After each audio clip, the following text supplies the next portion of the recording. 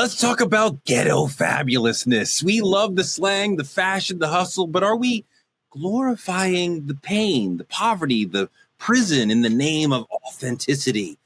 From trap beats to baby hairs, from real ones to RICO cases, we're unpacking the dangerous line between representation and romanticization. Not everything from the struggle deserves a spotlight. This is deeper than aesthetics. This is about how we shape identity and legacy and what we call real. Hit that subscribe button on Truth Talks Live and buckle up. This is Truth Talks. Let's go.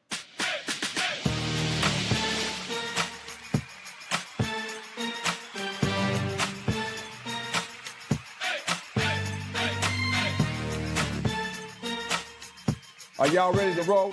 Let's go. All right, Truth Tellers, it's going to be an amazing episode because Eboni K. Williams is here. Hello, Torre. So good to be with y'all again. And Gerald Griggs is back. It's always great to be with y'all. And that concludes all the reasons why it's going to be a great show. Cheyenne is also here. And Torre, unfortunately, I got to do a whole nother episode with you, your whitewashed curls, and your whitewashed perspective on things. But because Truth Talks is the Black voice, we, myself, Eboni, and Gerald, are going to do a real good job of keeping it very black with your white ass. Let's go, y'all. The blackest person you know. You better figure it out. Carnival Cruise, moving on to trending truth. Carnival Cruise Line has a new set of rules for their cruising. They've instituted a ban on the fans used in the lion dance boots on the ground. Mm-hmm. The fan clacking is a big part of a lot of black dancing. If you go to any Renaissance Beyonce show, clack, you're going to hear that. So they say that clacking sound is causing injuries in crowded areas. That's kind of weird. The cruise line has also banned Bluetooth speakers. Okay. And there's a curfew of 1 a.m. for people under 17. I don't know. That doesn't sound so bad. Carnival's getting backlash, though, from a lot of people in the community, in the black community, who are saying the new rules seem to be culturally insensitive and disproportionately targeting us. Listen to what folks on Ricky Smiley's show had to say about it. A lot of cruise lines are banning rap music. Yeah. They're banning the wobble. They're banning boots on the ground.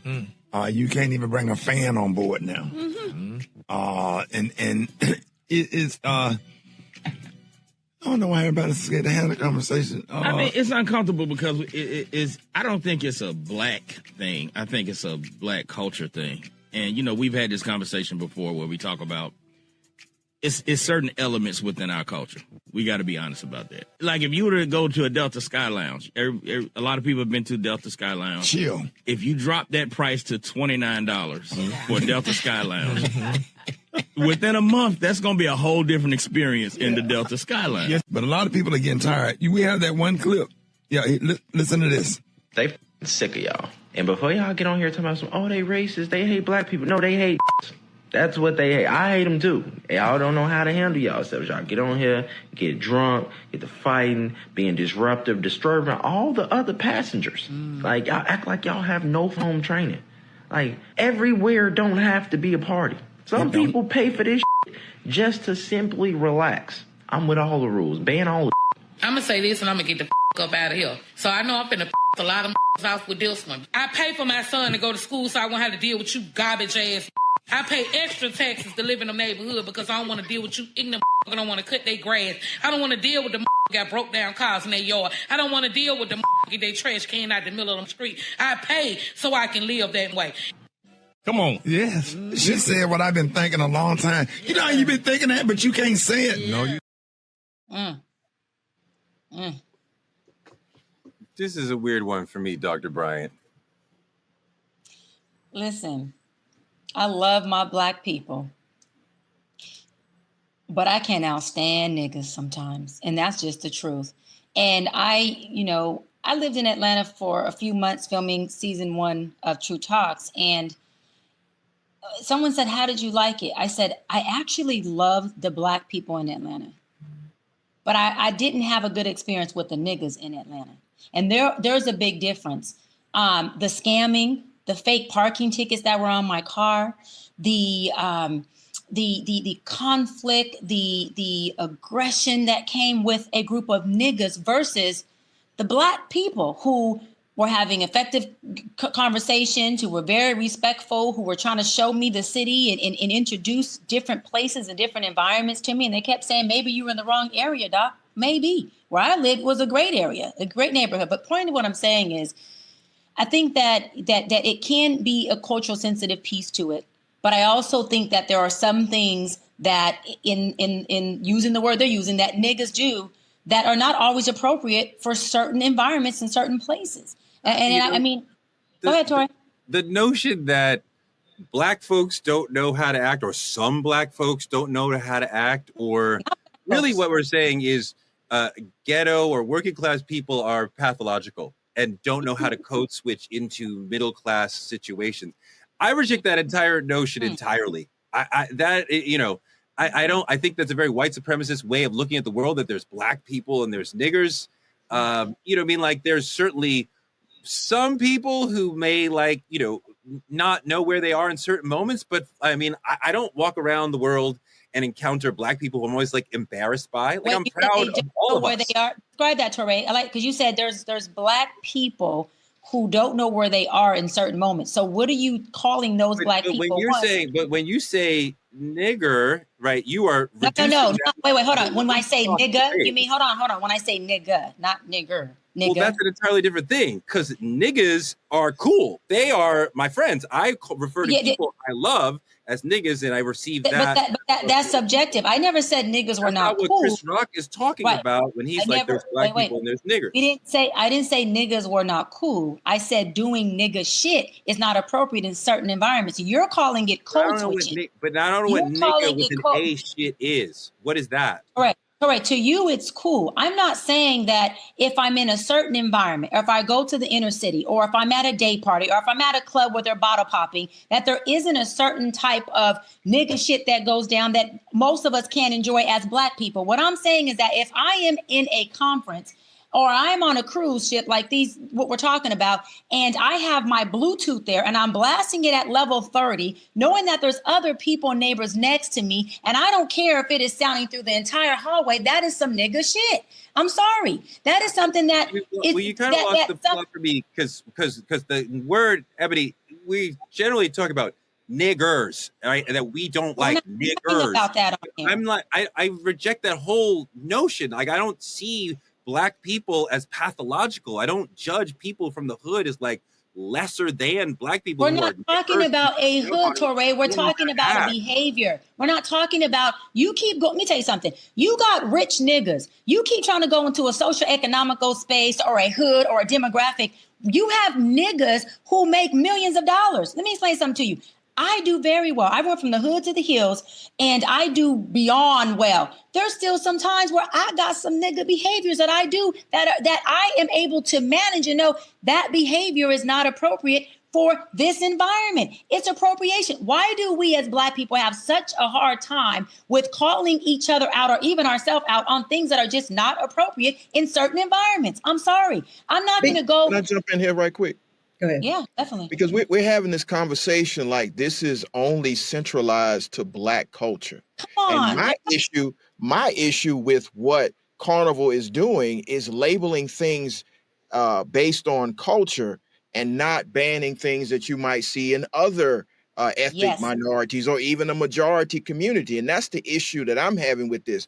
Do I agree that there are some behaviors, regardless of class or anything like that, that do not have their place on a Carnival cruise? Yes. But to blame the fan popping and the Bluetooth speakers and all this other stuff, there are other things that other cultures probably do on a Carnival trip that also should be on this list. And when you focus solely on Black culture, I don't use either word, the R word or the A word, because they don't have any place anyway, should really be called into question. So I disagree with Rick. That's my good friend, great friend, Ricky Smiley. I disagree with Rock T, who was making the points. We have to drill down on the fact that, yes, there are certain behaviors that all communities do that are not appropriate, and maybe we should ban those on a Carnival cruise. But we shouldn't pinpoint black culture or something that perceived to be black culture and ban that. That's discrimination. Carnival Cruise has a statement trying to address the situation. Please know, they said, that this is not correct. Please ignore what you may have seen because of the different musical tastes and interests of our guests. We are now extending theme nights in our nightclub venues and will play music that fits with the theme for the evening, including R&B, dance and pop hits, blues and funk, Latin and soul, and 80s and 90s hits, rap and hip hop, among others. You don't need to say rap and hip hop. They are virtually the same thing in that context. But it seems like they're clearly trying to say this is not racialized at all. Whew, I just needed to breathe. This is a lot, right? And I think we all are bringing a lot of energy to it, rightfully so, because there is so much intersecting in this dialogue. We are talking about respectability politics, obviously. We're talking about generations long, centuries long racialization of Black culture and Black behavior. We're operating under, I think, an auspice and a long-held mythology that says we can behave ourselves into being humanized as Black people, which most of us know to be false. And then I guess I'll start with where Gerald took us, which is my greatest beef. And I totally disagree with Ricky, and I disagree with the Chris Rock premise. And I don't think anything is subtle about his white supremacy, as I've said publicly before. That is when you say, as I saw him say in his most recent stand-up in New York, that your house valuation is depreciating because too many Black folks are moving into your neighborhood, as somebody who just went through a very difficult underwriting process, buying, by the way, on 122nd Street, one of the only Black people in my current building, I have a serious motherfucking problem with it when we are addressing a national wealth gap conversation in America. But I digress. Here's my issue. When we talk about shit, okay, we never talk about white behavior. I'm specifically talking about white behavior because sometimes it'll creep into Latina behavior, right? Sometimes, you know, if they're congregating amongst themselves as a Latin community and they got the music, we might feel away. Sometimes Asian people, but we never ever demonize, criticize, or hold any critique around if they were blasting Journey, for instance, on a Carnival cruise, or they were blasting Taylor Swift. Correct. So this notion of inappropriate behavior only conveniently seems to show up when it is Black folk participating in it. And that is my ultimate problem. So no, personally, I don't have a distinction between Black folk and them, because it is too obvious to me, okay, the very historic nature of, you know, and I don't police other Black folks' use of the term. So we can do that internally, and I have no position on it other than acceptance and love, okay, because I presume best intentions when we are doing that amongst ourselves. Absolutely. The problem with Carnival is that they are not of us. So when they cherry pick this behavior, this fan, this socializing tactic, it is totally racialized. No different, and I'm about to wrap it up, than when we see our current Secretary of Defense, Pete Hegseth, whatever. Yep. Mm-hmm. Hegseth, yeah. Saying that now in the United States military, we're not allowed to wear eyelash extensions. We are not allowed to wear fingernail polish outside of clear, and guess what? The French American manicure, which literally is an overt statement that says we are centering a white beauty standard in the American armed forces, and you better adhere and assimilate to it or get the fuck out. And that is the slippery slope. I'm almost done. That's the slippery slope of making what Carnival is doing around fans and music okay. And then we want to bring up the Crown Act and talk about discrimination when the United States military does the exact same thing.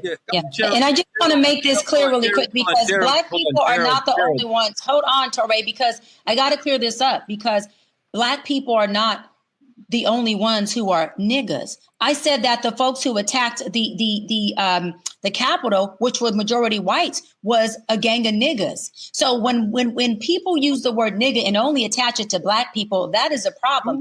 When you're doing nigga, the N-word to white people, the word doesn't even mean anything at that point. So you just first mean of all, Touré, you don't like are niggers. That doesn't even make sense.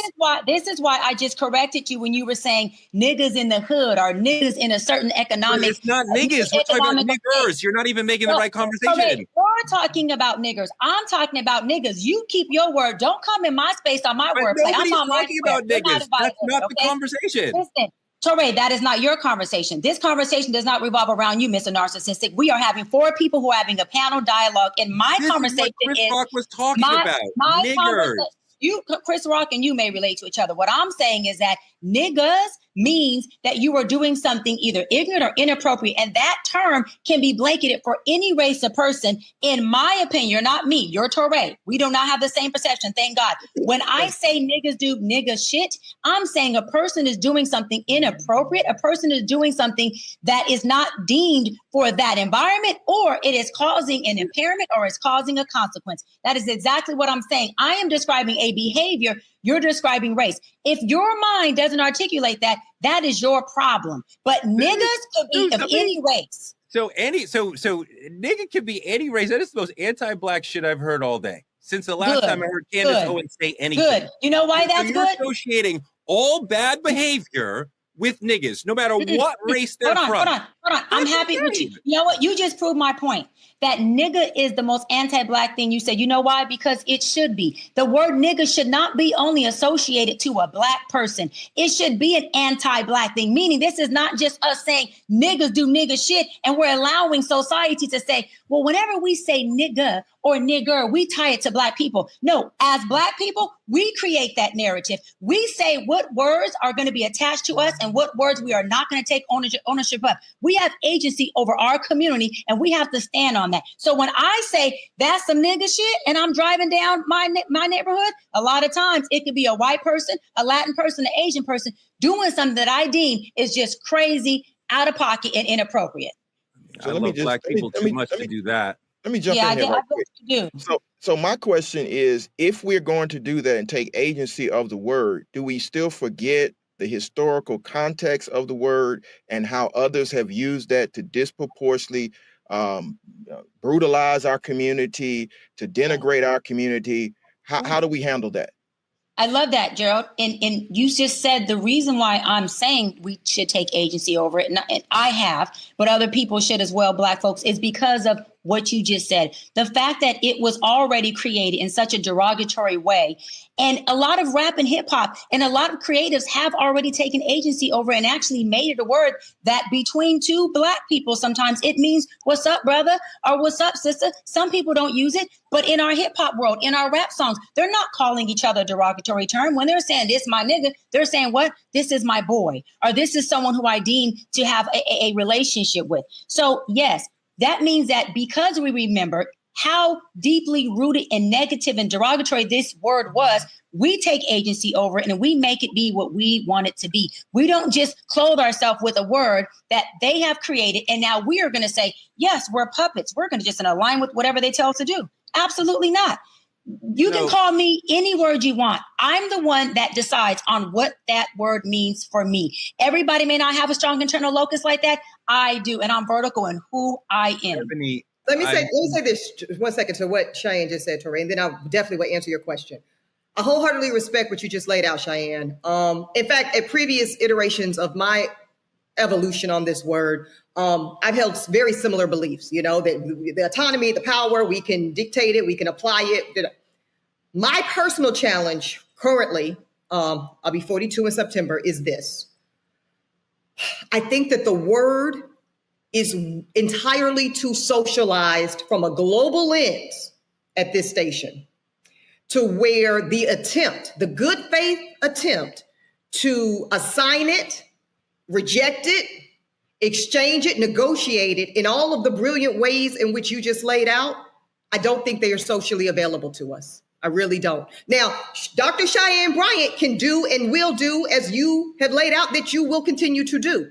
But I think that the ability for us as any individual Black person, and certainly for us as a collective Black culture, I do not believe there is enough collective power because of, to Gerald's point, the centuries-long history of the word's origin story and all of its iterations, whether it's niggas, nigger, nigga, I just think the roots literally run too deep from a global and American societal perspective for the actual ability to control the application in the way in which you describe, Cheyenne, to be there. That is just my experience. No, totally, Ebony, and I want to receive that, Teray, because I receive what you say, Ebony, but people are not going to stop using it. I know Teray just going over top. People are not going to stop using it. So since they're not going to use it, we need to make sure that since our community is not going to stop using it, because what I say, Ebony says, Teray or Gerald says, then we need to make sure that we are in front of it, that we are taking agency over it, that we are making sure we're defining it in the way that we want to use it. There's nothing we're going to say on True Talks or any platform that's going to make our community say, we're just no longer going to use the word nigga. That's not realistic. So because of that, we have to be able to join our people, meet them where they are, have them meet us where we are, and say, let's create this word so that it is going to be used in a way where we have agency over it. So there's two different words, and we're trying to conflate. Please don't backpedal on that Conversation. At nigga with an A and nigga with an R are different words. They mean different things. They're applied in different situations. I have experienced, as you alluded to, so much love, especially coming from Black men, older than me, using the word nigga. I have experienced so much anti-Black hatred within the community around the word nigger. And I reject the whole notion that there are some Black people we should be embarrassed or afraid of or are ruining it for the rest of us. There's no Black person who could set us back.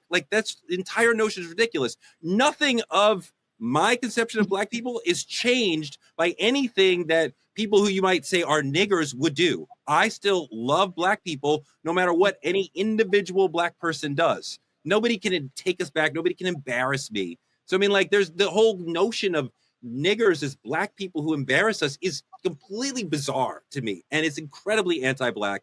And I just can never participate in the notion of there being Black people and niggers. It's so reductive and white supremacist.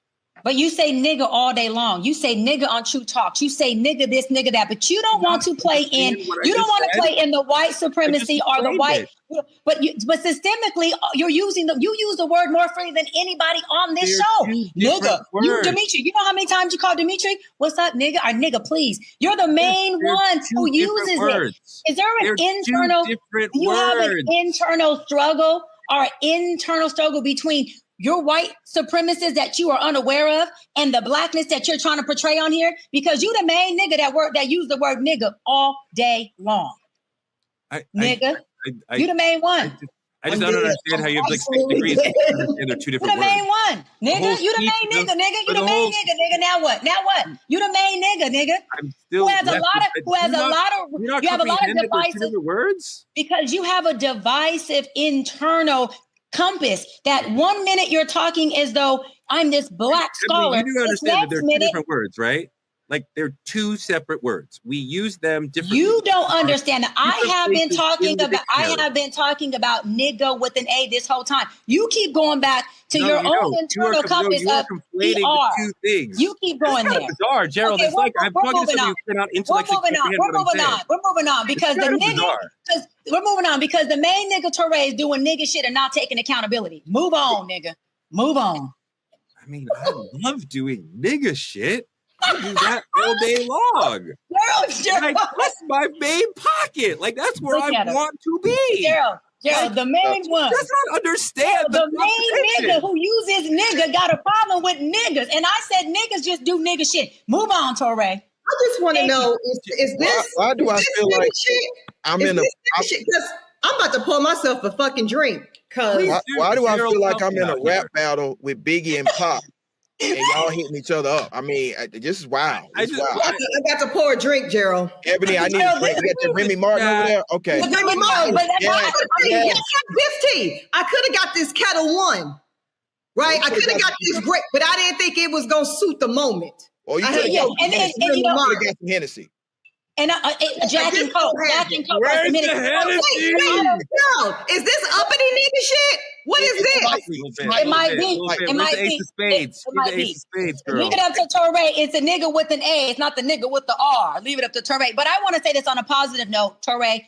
This is the type of stuff, what we just did right here, that Black people, whether we calling them niggas as homies in a family, nurturing word, or Black people, that we do. Only Black people can do what we just did. We just came on here and said nigga shit, Remy Martin, and we got presidents of NAACP on here. We got attorneys. We got one of the biggest, the best journalists, Touré, on here. And we're sitting here. We just showed several different representations of being Black. That is what I love most about us. We showed the nigga shit Black, the articulate Black, explaining the breakdown between the nigga and the nigger and all that. And we all did it here as collective Black people at the end of the day. But Touré, it doesn't negate the fact that you the main nigga that comes on here and does nigga shit. And I'm hold you to it, period. We can move on.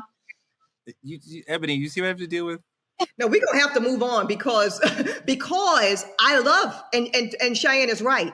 If only we could contain it internally.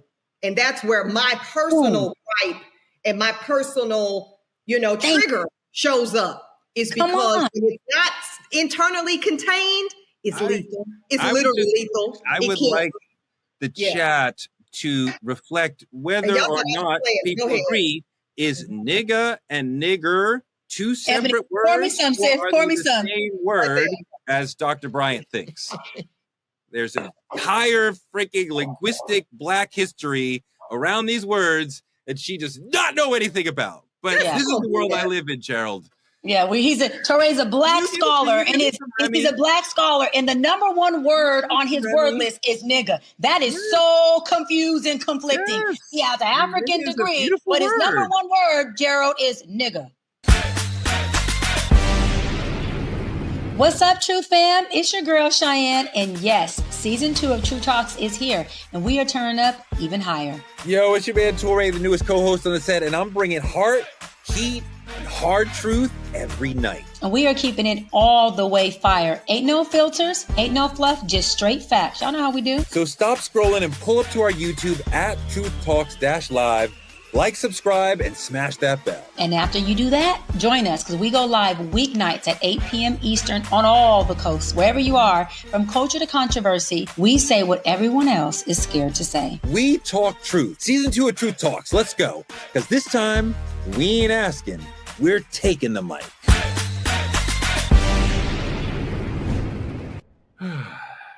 Go on to politicking.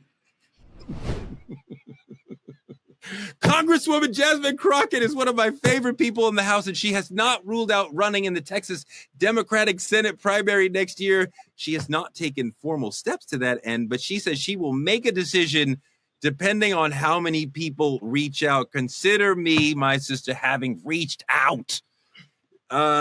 She is the preferred candidate among Texas Democratic voters to run for the Senate in 2026. Recent polling has her beating the hypothetical primary field with 35% of the voters. She's very outspoken and fearless, but she's going to have to deal with an incumbent senator and John Cornyn. Gerald, this is tough. She's very popular, but Texas is solidly red. It would be hard for the good sister to become a Texas senator.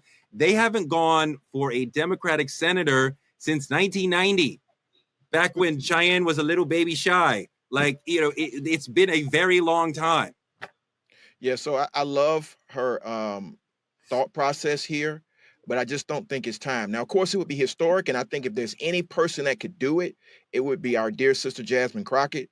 But given the politics in Texas right now with the gerrymandering and the voter suppression, I don't see a pathway for her right now. I would love for her to serve a few more terms in the House. She's become a leading voice in the House, speaking truth to power, both apologetically and unapologetically. And so I think she'd be a great candidate. But clearly now, I think her voice is needed in the House until they deal with the voter suppression and the gerrymandering and the attempts to subvert Black voting power and Latino voting power. So I think she should stay in the House for a little while. Gerald, in a state like Texas, in a Senate race, there's no gerrymandering, right? We both know that. But even if we do things straight up in Texas, it's very hard for a Democrat to win statewide office, right? It's been a very long time. There's just so many red voters there, Republican voters. Can I push back on that? And I know you directed it at Gerald, but here's the thing about that thinking. People say that about Louisiana, and they just had a 2-term Democrat governor.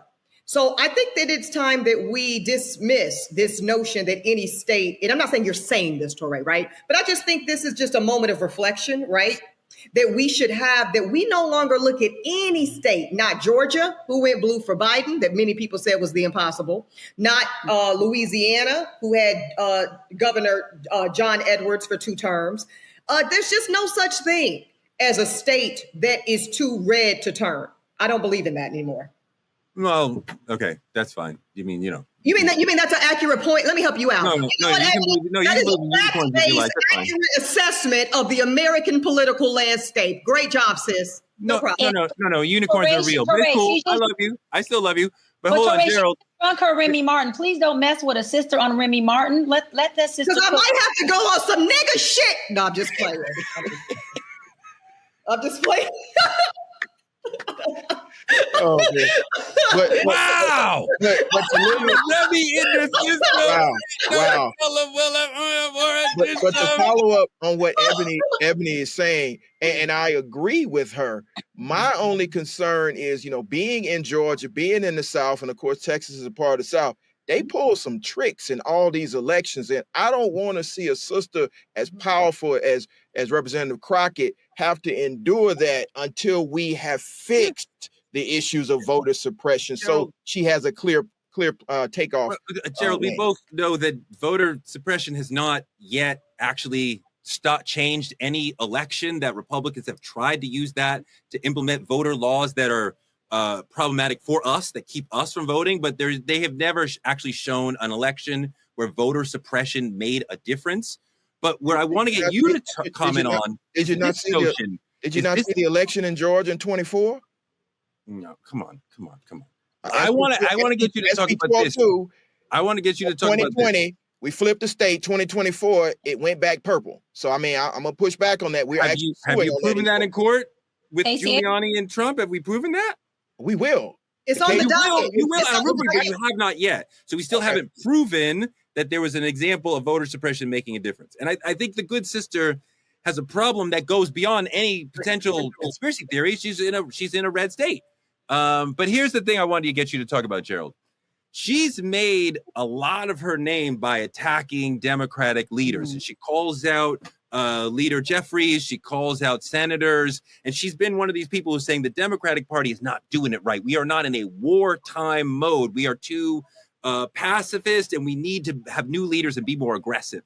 So do you think that some of Jasmine's Democratic colleagues might say, I don't want to support her because she's been attacking me and the leadership? I think so, but I don't think she cares about that. I think she's a new voice that's powerful and strong, and she recognizes that many people in the political system view the Democrats as weak, and so they need to be strong. And if somebody calls them out for being weak and their response is to be even weaker, that's on them, not her. And so what I'm just simply saying is, I don't want her to waste her political capital in a state where they're going to do some nefarious tactics to keep her from being a senator, where she can continue to lay the groundwork to make it a lot easier for not only to elect her a senator, but to elect more minority representation in the state of Texas. Because again, even though the state of Texas is ruby red, it's a majority minority state. Eboni, let me couch why I disagree with what Gerald said to you and get your response. Jasmine Crockett has made herself a big Democrat by being critical of other Democrats. That has brought her a lot of attention and a lot of money. She's one of the most famous people in Congress. That means she can go to other districts and campaign for people in their district and help them. So when you have the power to help other people in their elections, they don't care that you dissed Hakeem Jeffries or whoever. I can help. So she's one of the few people, one of the few Dems in Congress who's in power to help other people because of the brand that she's created. Well, I want to also, yes, and in addition to just internal party critique, she's also been one of the most outspoken and effective voices critiquing Trump and and doing more of, as Gerald said, what even Barack Obama came out last week and said the Dems need to do. Stop acting puss and step the fuck up. So I think that both of those messaging tentacles have been very effective for Jasmine Crockett. I guess this is what I would say about her running for Senate. I don't disagree that it might appear premature and maybe she wouldn't win, but I think that people can run for reasons other than necessarily winning, right? And we all agree, for raising profile, raising fun, I think she's young enough and I think she has enough political capital that I think there is such a thing as kind of staying stagnant for too long. Hold on to your curls on this one, Torre, because I'm about to name a Republican. Okay. I think somebody like Chris Christie is a perfect example of a politician who missed his moment. Here's what I mean by that. Okay. You know what I'm saying? Okay. Yeah, you were so scared to kind of take it up. But when you were, when he was big in his own party around the town halls and the this and that. No, but you were pussy. You were scared of McCain. You were scared of Romney. And you let the party sit your ass down, and now you can't get nothing nowhere. So I do just want to cite the cautionary tale of not spending your political capital at an opportune time. I want to wrap this segment, but I want to say one more thing. I interviewed the good sister in Brooklyn a couple months ago, and as a person who thinks a lot about Black linguistics, when she said to Marjorie Taylor Greene, "You're a bleached, blonde, bad-built, butch body," period, I was like, no, that don't sound right. Like, it's like, I can hear there's another word that you meant to say. And I'm like, she meant to say, to punctuate that with bitch. That's how we do it when we get an invective going like that. And when I asked her, I'm like, I know that you would not say the B word on the floor, but was that in your mind? She said, yes, of course. That was actually the full phrase in her mind, which I'm like, yes, that would make perfect sense to me. All right. But you have to remember that we finished the phrase for her, specifically the folks here in Georgia. Thank you, Gerald. Wow. Hey, everybody. Judge Lauren Lake here. Listen, I need you to head on over to YouTube weeknights at 8 p.m. Eastern Time. Why? Because your favorite judge, I'm one of the new co-hosts of Truth Talks Season 2. And guess what? We're live every night at 8 p.m. Eastern Time on YouTube, only at Truth Talks-Live. I'll see you there. Let's move on to the main topic. Is being ghetto fabulous just Black expression, or are we stuck glamorizing struggle? We love the hood look. Cheyenne loves the hood look. Oh my God. The hood talk, the hood hustle, that is her shit. But here's the uncomfortable truth. Are we celebrating what we had to survive so hard that we're forgetting that we were never meant to stay there? The hood has birthed some of the realest, strongest, most brilliant people on the planet. But when we confuse survival with status, we start building culture on pain instead of power. We are more than where we came from. And if keeping it real means keeping us broken, and behind, maybe it's time we redefine real. Let's take a look at where ghetto fabulousness started. My name is Misa Hilton. I'm a fashion stylist, designer, image consultant, life coach, and entrepreneur. And I want to give a shout out to all the beautiful women for Women's History Month. I discovered my passion for fashion and styling very early. As a young girl, I was a girly girl. I was into clothes and eclectic looks. I would daydream about fashion. As you know, back in the days, there were no music videos. Rap came on Friday and Saturday, and that was it, Mr. Magic, right? And I would visualize looks and clothing that I would wear, at the parties, not the club at the time, at parties, dancing to, these songs. And I would also think about what I would want the artist to wear. Isn't that weird? That was before music video time. So music was a big inspiration for me. Love to see Misa Hilton. Yes, she's got Puffy's first child, but this is a very important and influential stylist within the culture. She was part of that whole collective around when it was Uptown Records, Puffy, Andre Harrell. Andre Harrell, the late leader of Uptown Records, was a huge proponent and visualizer of what ghetto fabulous meant. And he talked about it as we are celebrating having survived the ghetto. We don't forget and we cherish the beauty and the style, but we're also moving forward and celebrating in an upscale way. And I mean, Mary J. Blige was part of that. Jodeci was part of that. Puff was part of Groovy Lou, Misa Hilton, Andre Harrell for sure. So when we start using a fashion statement in the ghetto that has turned into a lifestyle, why do we start to emulate instead of elevating the ghetto? Like, Gerald, do you think that we are too clinging to ghetto norms, or are we trying to move forward with this thing? I think it's a little bit of both. You know, as somebody that grew up in Atlanta during the Outkast generation, when we saw the rise of hip hop in the South, and shout out to LaFace Records and all of those, you know, you think back to those times. So we still wear the A hats and all the other things. But I think we are progressing in a way where we're becoming moguls who are influenced in the style. I just think we need to be a little bit more intentional in letting the next generation know, yes, we came from that. And now we're moving forward and we are owning a new reality. So I think we can't get caught up in the past as much. Now, don't get me wrong. I wear my A hat. I like having a Cadillac with big rims. You know, I had one. But now I've graduated up to, you know, something other than, you know, the dunk. I didn't have a dunk. But, you know, we graduate away from that. And so I just think we need to let the next your next generation understand that sometimes you mature out of some of this stuff, but you never forget where you came from. Doc, what do you think about ghetto fabulousness? And is it a celebration of hood aesthetics or a distraction from some of the systemic traps that marginalize us? I think it could be both. I think that the hood is a culture that should be celebrated, that people can be proud of coming from and being in with a plan of transitioning out or whatever that looks like for them. I always say, y'all hear me say all the time, I went from the hood to the hills. I don't live in the inner city anymore. I do a lot of work in the inner city through NAACP as president and Dr. Bryant Foundation. But even though I live in the suburbs, I myself went to a Larry June concert yesterday. Not concert, let me tell you better. I went to a Larry June day party. It was worse than a concert, not worse, different. It was a day party that my girlfriends, who are all high-level professionals, who all come from the inner city, we said, we're going to see Larry June. We were in a day party. We had bottle service. We were next to the DJ and we were rocking out. Man, we had a blast. And when I tell you, being in that hood culture with many people I've seen who were like, yo, Doc, it's me. We grew up together. We went to school together, or just, I love your work. I follow you. And let me tell you what I love most about it is the people who follow me now and don't know the little girl from the hood. They just know the Dr. Brian who does well, lives well, has this quality of life. They had this perspective of me that was like, wow, she's down to earth. She's a real one. She gets it. She's not too far where we can't touch her. And when they seen me sitting on top of that couch and I'm rocking and rolling, doing my thing in the day party with Larry June on there, and I knew some of the words and I got my camera out and I'm doing. Look at the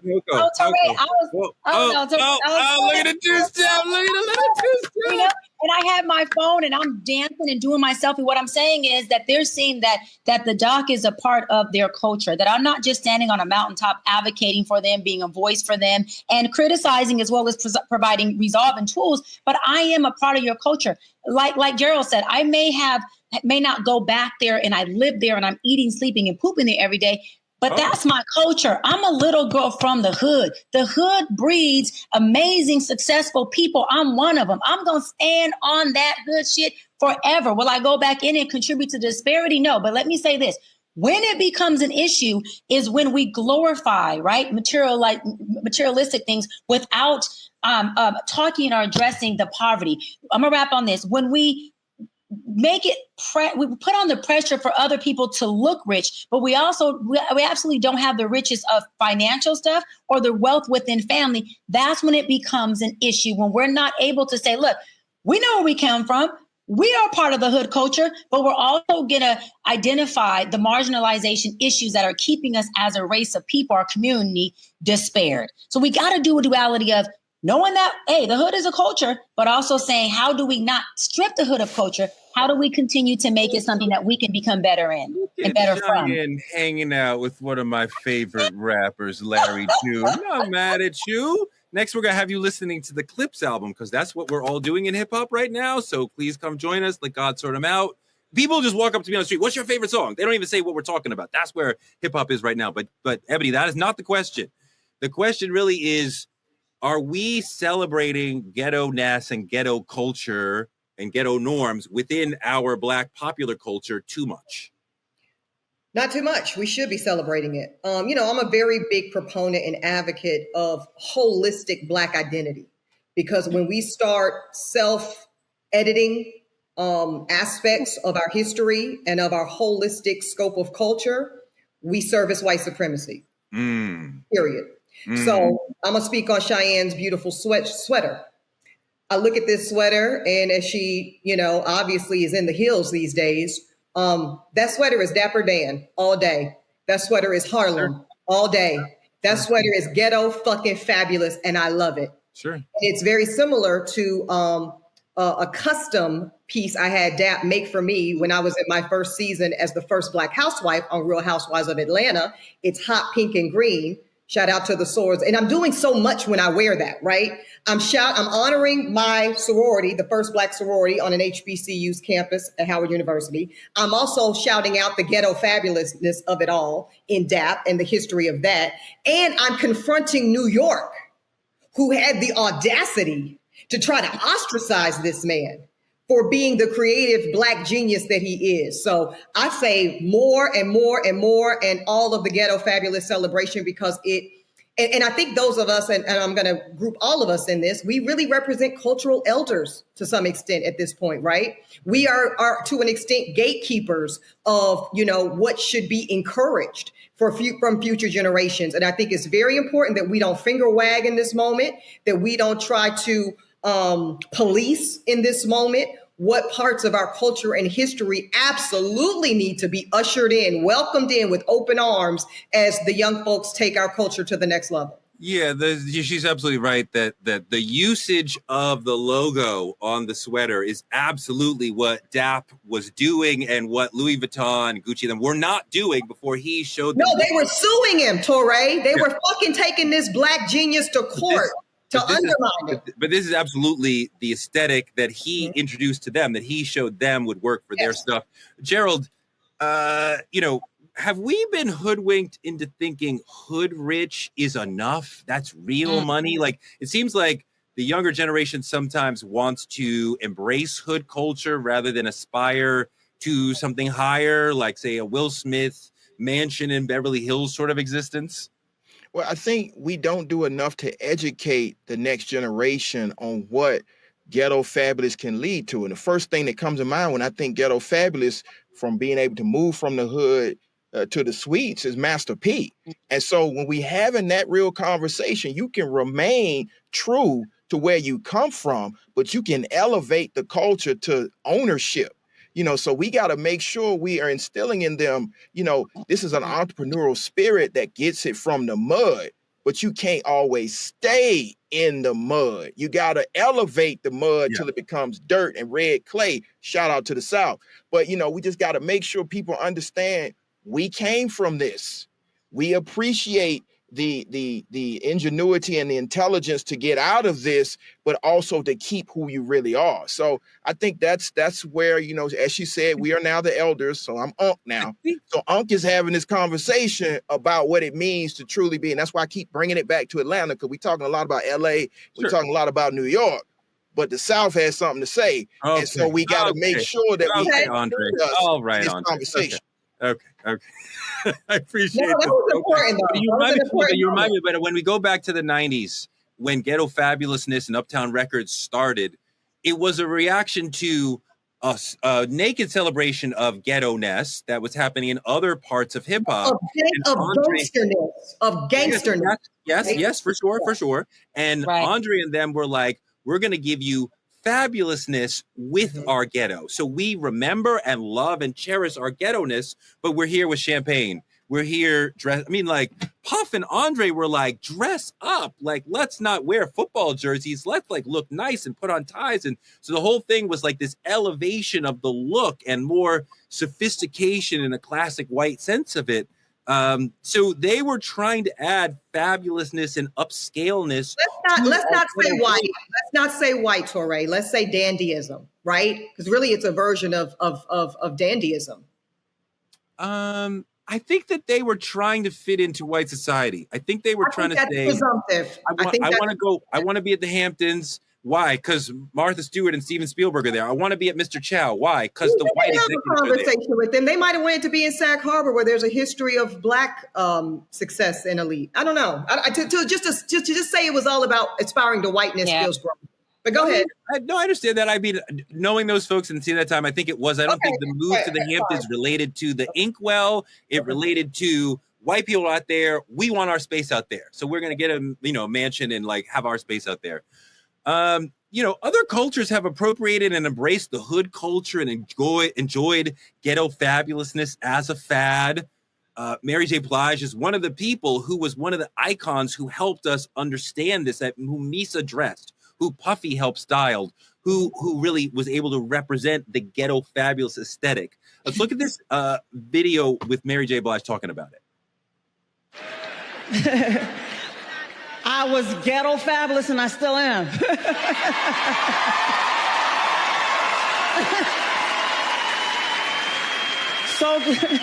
So ghetto, so fabulous. And people were threatened by that. And now everybody want to be ghetto fabulous. Yeah, I mean, I see like Mary retains the hood inside of her, but she's here in a, $10,000 Versace dress or whatever. And like, she's trying to move to the next level in all these other ways, but she don't forget, right, Gerald? She don't leave it behind. Like that's part of her. It's part of like, we respect and love the hood, but we're also moving forward. Absolutely. Yeah, but go ahead. Go ahead, Gerald. I think that was to you. I was just going to say, like, Nipsey Hussle back to LA said, the hood culture is in you. It's not on you. And so it's not something that you walk in a room and say, I'm going to put this Louis Vuitton sweater on and then I can just encompass the hood culture. No, another woman could put this on who has no type of hood affiliation and it doesn't make her the hood or cultured woman. I can put on a completely three-piece suit.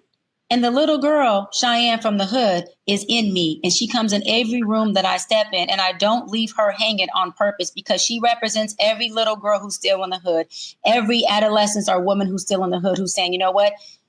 Love it here because these are my roots, but I am trying to elevate, like Gerald said. And I represent both of those. And so that is why no matter how far I go up, I try to make sure that my boots stay low enough so people see themselves in me, meaning where I came from, and see themselves in me as far as where they can go. I never want to allow what I become to not get another young girl out of the hood like I was privileged to do so. And I didn't have anyone in front of me. I had to bear crawl and figure it out. I'm the oldest of 7. There was no one ahead of me. My parents were 16 years old when they had me.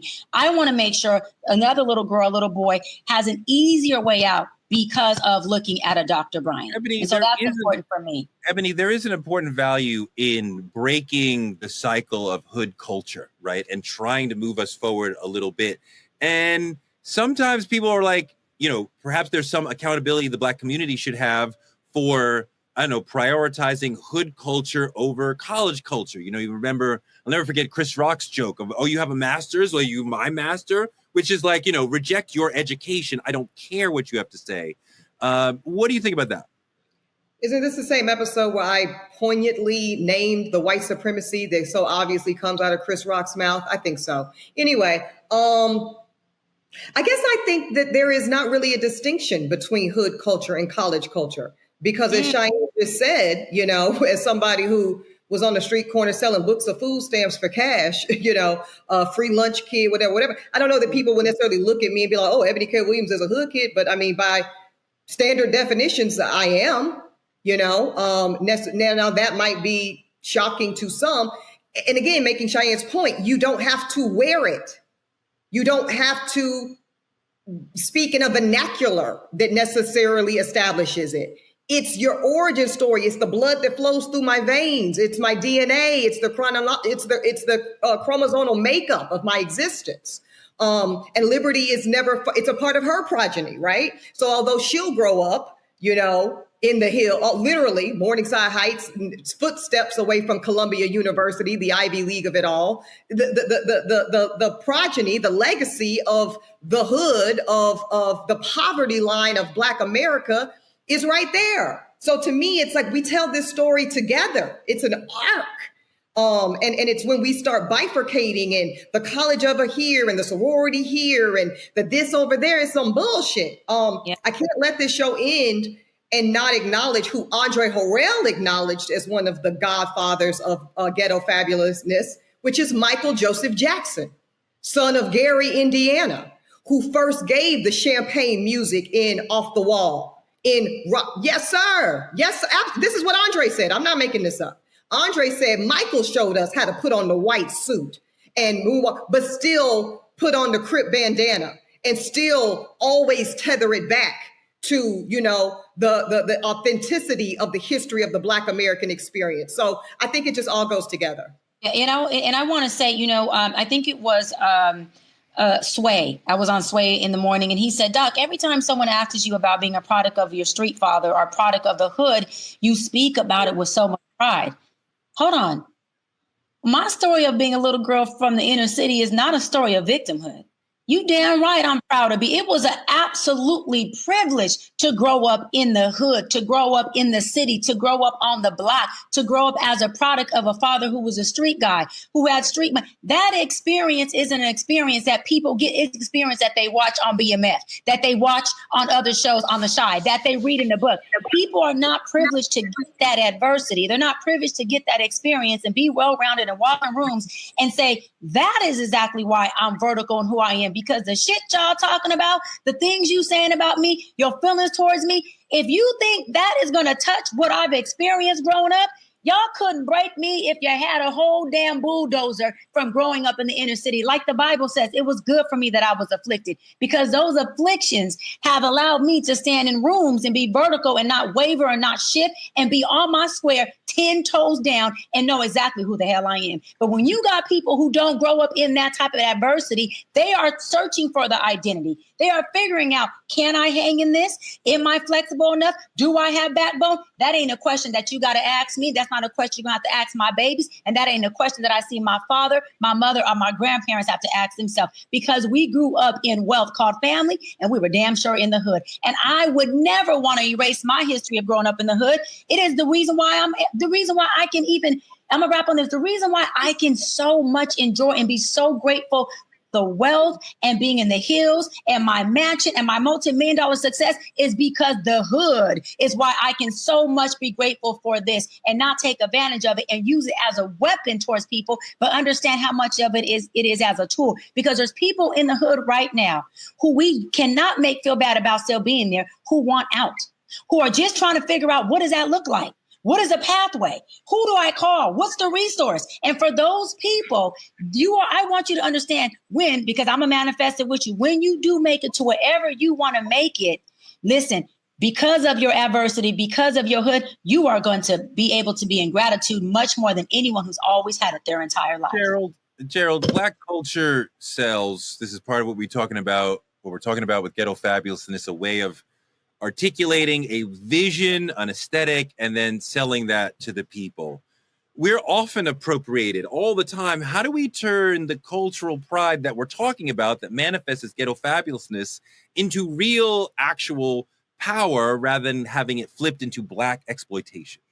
We need to make sure that we own the brands that are exploiting this particular area of our culture. We need to make sure we monetize through ownership. And so that's what I want to impart in individuals who have the grind, because again, to get out, you got to have a different type of grind to get out. And so what I want to impart in them is the ability to monetize what they see every single day. Because again, everybody understands that the culture comes from the mud. And so once you understand, okay, this is how I can monetize this, I need to make sure it flows back into that community so we can now uplift the entire community. So we're not just talking about 1 or 2 or 3 people made it out. We've uplifted the whole community. And now we don't have to worry about the next generation glorifying that particular lifestyle. We've uplifted the entire community. Ghetto Fabulous. This is an amazing aesthetic within Black culture that I was privileged to watch from its infancy. I think it's about celebrating the ghetto and saying, let's move forward. And we look at people like Mary J. Blige, Jodeci, even early Bad Boy stuff. They are celebrating the rise up from a poor beginning to become people who everybody is looking up to, who are classy, who are fabulous, who are doing it big. Just like Dr. B sometimes. That's all we have for tonight. Thank you for all the super chats you got coming in. Like, comment, and subscribe on our YouTube channel at Truth Talks Live. Don't forget to support Black media at Cash App Truth Talks Live, or use any of the links on your screen to help support our show so we can continue to argue with Dr. B again. Get your Truth Talks membership today. Click here on the screen and choose from 3 different exciting tiers. Small businesses and influencers can partner with us by visiting truthtalkslive.com. Black media is under attack, y'all. This show is being shadow banned. So help us out. Support us by telling a friend to tell a friend to check out Truth Talks every night, 8 p.m. EST, 8 p.m. PST. We'll be back every night to argue weeknights at 8 p.m.